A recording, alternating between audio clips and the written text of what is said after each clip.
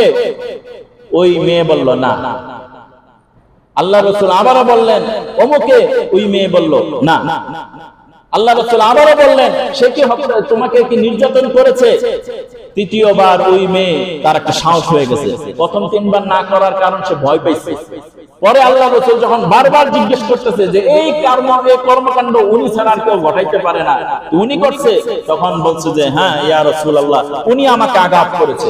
আল্লাহ রাসূল বললেন, সেনাবাহিনী পাঠিয়ে দিলেন, যাও তাকে ধরে নিয়ে আসো।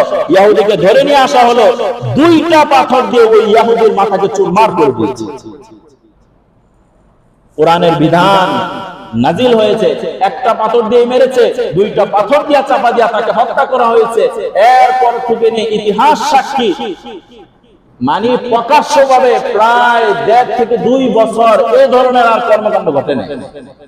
আজকে চুরির শাস্তি যদি হাত কাটা হইতো, তাহলে পরের দিনে আবার চুরির ঘটনা ঘটতো না। কি বলেন? আল্লাহ তাআলা হেফাজত করেন আমাদেরকে। আইনের সঠিক প্রয়োগ আমাদের করতে হবে।